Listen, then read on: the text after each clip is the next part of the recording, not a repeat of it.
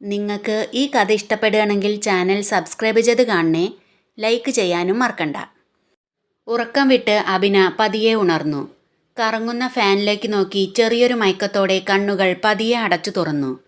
പെട്ടെന്ന് അവൾ തിരിച്ചറിഞ്ഞു താൻ പൂർണ്ണ നഗ്നയാണെന്ന്. അതിനോടൊപ്പം തനിക്ക് സർവ്വവും നഷ്ടപ്പെട്ടിരിക്കുന്നു എന്ന സത്യവും അവൾ തിരിച്ചറിഞ്ഞു. ഞെട്ടി അവൾ ബെഡിൽ എഴുന്നേറ്റിരുന്ന് ബെഡ്ഷീറ്റ് വലിച്ചെടുത്ത് ശരീരം മറച്ചു. വഞ്ചനയുടെ കൊടും ക്രൂരതയിൽപ്പെട്ട് സർവ്വവും നഷ്ടപ്പെട്ട അവൾ പൊട്ടിക്കരഞ്ഞു. കുറച്ചു നേരം അങ്ങനെ ഇരുന്ന് കരഞ്ഞ് അവൾ പെട്ടെന്ന് റിയാലിറ്റിയിലേക്ക് തിരിച്ചു വന്ന് ചുറ്റും നോക്കി. അവളുടെ ശരീരത്തിൽ നിന്ന് അഴിച്ചുമാറ്റിയ അവളുടെ ഡ്രസ്സ് അവിടെ ഇവിടെയായി വലിച്ചെറിഞ്ഞിരിക്കുന്നത് അവൾ കണ്ടു. ബെഡ്ഷീറ്റ് പുതച്ചുകൊണ്ട് തന്നെ അവൾ അതെല്ലാം പെറുക്കിയെടുത്ത് വേഗം ധരിച്ചു.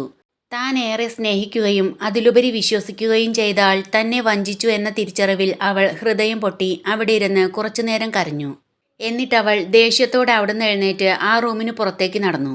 ഡോർ തുറന്ന് പുറത്തിറങ്ങി അവൾ ലിവിംഗ് റൂമിലേക്ക് വരുമ്പോൾ വൈശാഖ് അവിടെയുള്ള ഒരു സെറ്റിയിലിരുന്ന് കുറച്ചു മുമ്പ് ക്യാമറയിൽ പകർത്തിയ വിഷ്വൽസ് ടിവിയിലൂടെ കാണുകയായിരുന്നു.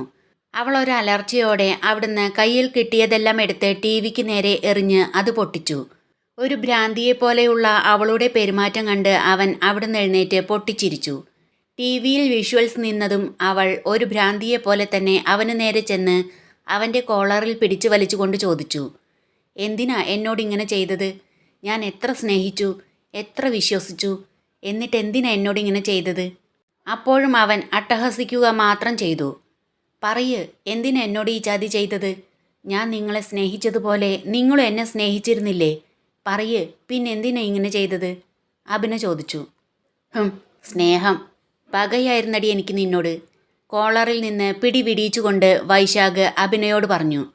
സംശയത്തോടെ വൈശാഖിനെ നോക്കി അവൾ ചോദിച്ചു, പകയോ? എന്തിന്?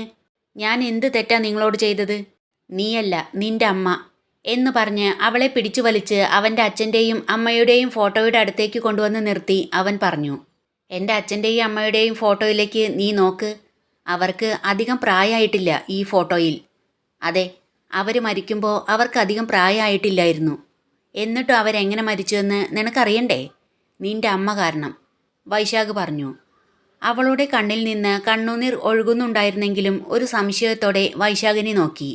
നിന്റെ അമ്മ അവരുടെ വിവാഹത്തിൻ്റെ തലേന്ന് രാത്രി വീട്ടിലെ ഡ്രൈവറുടെ മകൻ്റെ ഒപ്പം ഒളിച്ചോടിയപ്പോൾ നാട്ടുകാരുടെയും ബന്ധുക്കളുടെയും ചോദ്യങ്ങൾക്ക് മറുപടി പറയാൻ കഴിയാതെ നാണക്കേട് മൂലം എൻ്റെ അച്ഛൻ ആത്മഹത്യ ചെയ്യായിരുന്നു. അവൾ ഒന്ന് ഞെട്ടി ആ ഫോട്ടോയിലേക്ക് നോക്കി. അതെടി, എൻ്റെ അച്ഛൻ ആത്മഹത്യ ചെയ്തതറിഞ്ഞ് ഹൃദയം പൊട്ടിയാ എൻ്റെ അമ്മ മരിച്ചത്. നിന്റെ അമ്മ അവർക്ക് ഇഷ്ടപ്പെട്ട ആളോടൊപ്പം ഒളിച്ചോടിയപ്പോൾ എനിക്ക് നഷ്ടപ്പെട്ടത് എൻ്റെ അച്ഛനെയും അമ്മയെയുമാ, വൈശാഖ് പറഞ്ഞു. അതിന് പ്രതികാരമായി എന്നോട് ഇങ്ങനെ ചെയ്ത വൈശാഖേട്ടൻ്റെ അമ്മയെയും അച്ഛനെയും തിരിച്ചു കിട്ടുമോ? അഭിന ചോദിച്ചു. എൻ്റെ അമ്മയും അച്ഛനെയും ഇനി തിരിച്ചു കിട്ടില്ലെന്ന് എനിക്കറിയാം.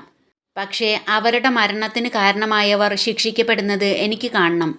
എങ്കിലേ എനിക്ക് സമാധാനാവൂ. നീ നിൻ്റെ അച്ഛനും അമ്മയ്ക്കൊപ്പം സുഖമായി സന്തോഷത്തോടെ ഇവിടെ ജീവിക്കുമ്പോൾ ഞാനും എൻ്റെ അനിയത്തി അവിടെ അച്ഛനും അമ്മയും ഇല്ലാതെ കഷ്ടപ്പെട്ടാ ജീവിച്ചിരുന്നത്, വൈശാഖ് പറഞ്ഞു. ജനനവും മരണവും എല്ലാം ദൈവം നിശ്ചയിക്കുന്നതാ. വൈശാഖേട്ടൻ്റെ അമ്മയും അച്ഛനും മരിച്ചത് ദൈവനിശ്ചയാ. അതിന് എന്നെ ശിക്ഷിക്കില്ലേ വൈശാഖേട്ടാ, പ്ലീസ്, അഭിന കരഞ്ഞുകൊണ്ട് പറഞ്ഞു. എൻ്റെ അച്ഛനും അമ്മയും മരിച്ചത് നിൻ്റെ അമ്മ കാരണാ. മകളുടെ മാനം നഷ്ടപ്പെട്ട് നാട്ടുകാരുടെ മുന്നിൽ നാണം കെട്ട് നിൻ്റെ അച്ഛനും അമ്മയും ആത്മഹത്യ ചെയ്യുന്നത് എനിക്ക് കാണണം, വൈശാഖ് പറഞ്ഞു. അങ്ങനെയൊന്നും പറയില്ലേ വൈശാഖേട്ടാ. ഞാൻ വൈശാഖേട്ടനെ ഇപ്പോഴും സ്നേഹിക്കുന്നുണ്ട്. പകയും പ്രതികാരവും കൊണ്ട് എൻ്റെ സ്നേഹം കണ്ടില്ലെന്ന് വയ്ക്കരുത്. എൻ്റെ ജീവിതം നശിപ്പിക്കരുത്, മാനം കളയരുത്. ആ വീഡിയോ ഡിലീറ്റ് ചെയ്യണം പ്ലീസ്, അഭിന കരഞ്ഞ് തൊഴുതുകൊണ്ട് പറഞ്ഞു. വീഡിയോ ഡിലീറ്റ് ചെയ്യാനോ? ഇതെനിക്കൊരായുധാ. എൻ്റെ അച്ഛൻ്റെയും അമ്മയുടെയും മരണത്തിന് കാരണമായവരോട് പ്രതികാരം തീർക്കാനുള്ള ആയുധം, വൈശാഖ് പറഞ്ഞു. ഇല്ല, പാടില്ല. അങ്ങനെയൊന്നും ചെയ്യാൻ പാടില്ല. ഒരു പെണ്ണിൻ്റെ മാനം കൊണ്ട് അച്ഛൻ്റെ അമ്മയുടെയും മരണത്തിന് പ്രതികാരം ചെയ്യില്ലേ വൈശാഖേട്ടാ എന്ന് പറഞ്ഞ് കരഞ്ഞുകൊണ്ട് അവൾ അവൻ്റെ കാലിൽ വീണു. പ്ലീസ് വൈശാഖേട്ടാ, ആ വീഡിയോ ഡിലീറ്റ് ചെയ്യ് എന്ന് പറഞ്ഞ് അവൾ അവൻ്റെ കാലിൽ പിടിച്ചു. അവൻ അവളെ ചവിട്ടി തള്ളി മാറ്റി.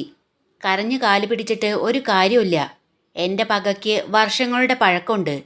നിന്റെ കുടുംബത്തിൻ്റെ സർവനാശ എൻ്റെ ലക്ഷ്യം, വൈശാഖ് പറഞ്ഞു. വേണ്ട വൈശാഖേട്ടാ, എൻ്റെ ജീവിതം നശിപ്പിക്കരുത്. ഒരു തെറ്റും ചെയ്യാത്ത എന്നെ ശിക്ഷിക്കരുത് പ്ലീസ്, അവൾ അവിടെ ഇരുന്ന് കരഞ്ഞു തൊഴുതുകൊണ്ട് പറഞ്ഞു. നിന്റെ ഈ കണ്ണീര് എനിക്ക് വല്ലാത്തൊരാനന്ദാടി തരുന്നത് എന്ന് പറഞ്ഞ് അവളുടെ കണ്ണിൽ നിന്ന് ഒഴുകി വരുന്ന കണ്ണുനീർ അവൻ വിരൽ കൊണ്ട് തുടച്ചെടുത്ത് അന്തരീക്ഷത്തിലേക്ക് തട്ടിത്തെറിപ്പിച്ചു.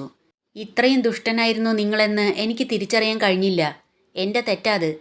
പുറമേ കാണിക്കുന്ന സ്നേഹത്തിനുള്ളിൽ ഒളിപ്പിച്ചു വച്ചിരിക്കുന്ന ഒരു പുരുഷന്റെ കാപട്യം മനസ്സിലാക്കാൻ ഒരു പെണ്ണിനും കഴിയാറില്ല.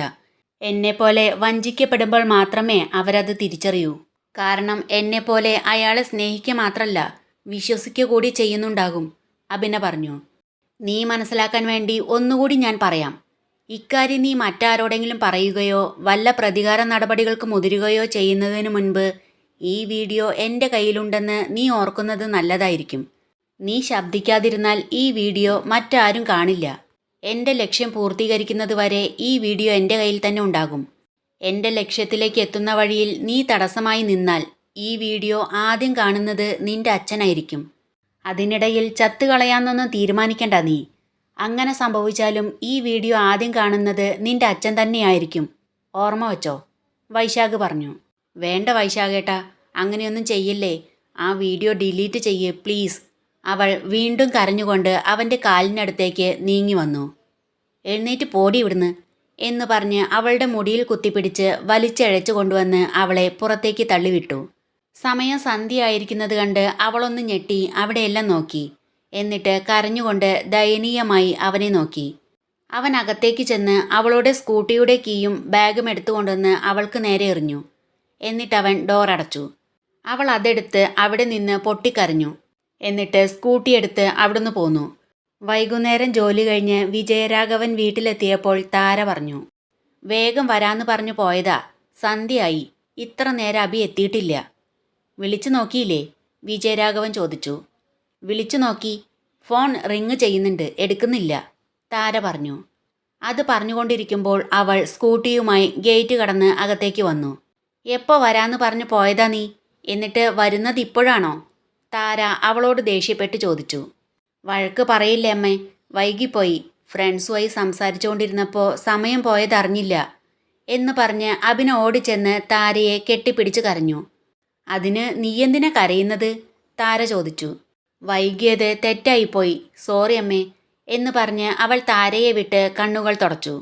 എന്നിട്ട് വിജയരാഘവനോട് പറഞ്ഞു, അച്ഛാ സോറി, ഇനി ഇങ്ങനെ ഉണ്ടാകില്ല. നിന്റെ മുഖം എന്താ വല്ലാതിരിക്കുന്നത്? വിജയരാഘവൻ ചോദിച്ചു. അത് ഉച്ചയ്ക്ക് കഴിച്ചു കഴിഞ്ഞപ്പോൾ കുറച്ചു നേരം ഉറങ്ങിയിരുന്നു, പകൽ ഉറങ്ങിയതുകൊണ്ടാവും, അഭിന പറഞ്ഞു. ഫ്രണ്ട്സുമായി സംസാരിച്ചുകൊണ്ടിരിക്കുകയായിരുന്നു, അതുകൊണ്ടാണ് വൈകിയതെന്നല്ലേ നീ പറഞ്ഞത്? പിന്നെ എപ്പോഴാണ് ഉറങ്ങിയത്? താര ചോദിച്ചു. അത് കഴിച്ചു കഴിഞ്ഞപ്പോൾ കുറച്ചു നേരം വെറുതെ എല്ലാവരും കിടന്നു, അങ്ങനെ ഉറങ്ങി, പിന്നെ എഴുന്നേറ്റിട്ടാ സംസാരിച്ചുകൊണ്ടിരുന്നത്, അഭിന പറഞ്ഞു. അകത്തേക്ക് ചെല്ല് എന്ന് പറഞ്ഞ് വിജയരാഘവൻ അകത്തേക്ക് കയറിപ്പോയി. അവൾ വേഗം അവളുടെ റൂമിലേക്ക് ചെന്നു. ഡോർ അടച്ചു കുറ്റിയിട്ട ശേഷം ചെന്ന് ബെഡിൽ കിടന്ന് കരഞ്ഞു. കുറേ നേരം അങ്ങനെ കിടന്ന് കരഞ്ഞതിന് ശേഷം എഴുന്നേറ്റ് ബാത്റൂമിലേക്ക് പോയി. അവൾ ഷവർ തുറന്ന് അതിനു ചുവട്ടിൽ നിന്നു. ഷവറിൽ നിന്ന് വീഴുന്ന വെള്ളത്തിനൊപ്പം അവളുടെ കണ്ണുനീർ ലയിച്ചു ചേർന്നു.